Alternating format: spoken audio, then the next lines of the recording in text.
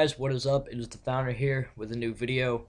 In the background, you're going to be watching some demolition on Bakara. I'll be using the M4A1 silence. Not really sure why, I just kind of felt like using that. I think I go 25-11, kind of a low scoring game for demolition. The second round goes by incredibly quickly, and I was kind of trying to play the objective, so it wasn't really kill horn as much as I normally would. But anyways, as most of you probably know, my last video was about Jamaica. And if you haven't seen my last video, go back and watch that right now. It's the one about walkers, Jamaica Part 1 walkers. So this is Part 2. In Part 2, I will be covering the place called Mustard Seed. Mustard Seed has a lot of communities. They're actually called the Mustard Seed communities. And they have a lot of different places where they've set up throughout Jamaica, and then they have a different name for each of them. This one is called Jerusalem, and it is a home for those with disabilities, both physically and mentally. And some people, when they go, they love it, not because like they love seeing people who are disabled. I mean, it's not like that, but like, they really connect with somebody or something along those lines. There are other people though who don't really connect as much. Pretty much everybody's affected by it, just seeing what life is like for them, but not everybody really connects, and not everybody enjoys it as much as other people. But I did connect at Mustard Seed. Unfortunately, I connected late. So on the first day, I met this kid named Tamar. I'd walked into Mustard Seed, and I was in complete shock because it's hard to explain, but you walk in and there are gates. So you have like they obviously don't want anybody trying to leave, and they have gates up. So you go through the gates, and then there's this main porch pavilion kind of thing, and that's where most everybody is at that time, especially considering we were coming in around lunch or very close to lunch. So we come in, and I'm not joking when I say that they have people lined up. Like, just literally rows and rows of these people who have all these different disabilities.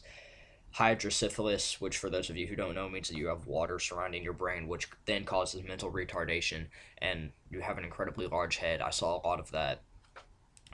There are people who are physically disabled, normally paraplegics, meaning disabled from the waist down. Tamar, who I met on that first day, he had a condition. I'm assuming it's paralysis because he can't really walk. His legs are not incredibly functional. He can crawl when the workers don't give him his wheelchair and if nobody else is around. He can crawl, but he is incapable of walking, and most of the time he just uses a wheelchair. I also think that he might have some brittle bone disease, which just means, kind of, the name kind of explains that your bones are brittle, so they'll break easily. The only reason why I think that he might have that is because in the whites of his eyes, there's gray throughout, and he's 7, so it's not like his eyes just haven't developed yet. If anybody knows what that could be, if it's something else, leave a comment below and tell me what you guys think it is. But anyway, so we were there, and I was just in complete shock because of all the people that were lined up in those rows, and like I didn't know what to do. I was just kind of like standing there, like what am I supposed to do? So I look over and I see my sister is with this boy in a wheelchair. So I go over there and I start trying to talk to him, only to find out that his speech is impaired.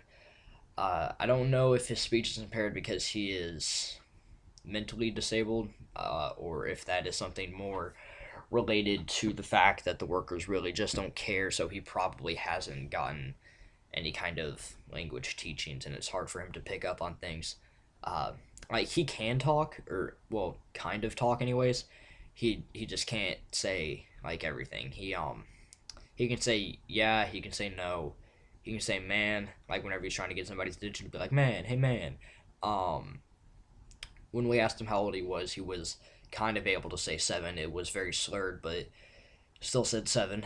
But I started trying to talk to him, and that's when I realized that he kind of had a speech impediment. cause unknown.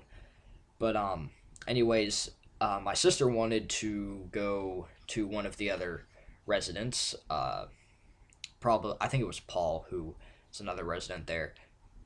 She wanted to go hang out with Paul, but Tamar still wanted to be pushed around in his wheelchair. So I started pushing him around in the wheelchair, and just kind of like going around throughout the place, and and we ended up going around in that wheelchair all day. It was incredibly physically exhausting, and honestly, I thought I was gonna hate it. I was thinking, no, if I have to come in every day and this is all I'm going to do, I'm just not going to enjoy it. And that's kind of how it was on the second day too. It was pretty much the same thing, except on the second day I was able to get him to calm down some and like sit down and get some breaks and that kind of stuff. But and it kind of stayed that way until the last day, except on the last day he didn't have his wheelchair. The workers had it tied up to a pole. I don't know why. I didn't really care to ask either, because the workers there are rather irritable. They get mad pretty easily.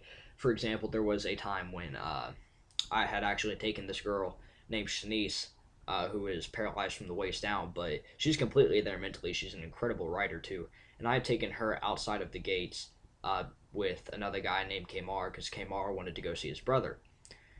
And we got called back into the gate, so we came back in, and as we came back in, one of the workers looked down at Shanice and in this very stern voice said, "You are not to go outside that gate again. If you do, it's going to get bad for you." And and I'm just thinking, really, you're going to beat the crap out of a defenseless girl who's bound to a wheelchair? And I didn't say this because I knew that one, we would probably get kicked out, and two, it would only make it worse for Shanice later on. But I really wanted to turn to that work and go, really, because if things get bad for her, things are going to get really bad for you. Look, I don't normally hit women, but I ain't got no problem smacking no bitch. But, I mean, it just kind of upsets me that these people work there, and it's like, why would you work here if you don't care? Like, if you're going to be so mean to them, if you're going to threaten them, if you don't care about them, why would you work in a place like that? Go find a job that's more suitable for you. But so like I was saying earlier, it was the last day and Tamara's wheelchair was tied up, and I didn't really care to ask because I didn't want to piss off the workers. So pretty much all we were able to do that day was sit, and we just kind of sat around. And if he ever wanted to go somewhere, I would pick him up and carry him to wherever he wanted to go. We didn't go around as much as we did in the wheelchair. We would just kind of like go to a table and sit down, or go to a different chair, or do something like that. And and he wanted to go on the swing one time. They have a swing set there, so he went on the swing, and he had been on the swing before, uh, and it was fine. We just swung for a while, brought him back off. Then we went and sat down at a chair, and then he had to go get his bath. So I let one of the workers take him, and he took his bath. I went off to go help with some of the other residents, and then at one point I was walking back to a certain area. I can't remember where, but I saw there were all these people around this little boy, and he was crying. Couldn't tell who it was. So I start going up there, and it turns out it's Tamar.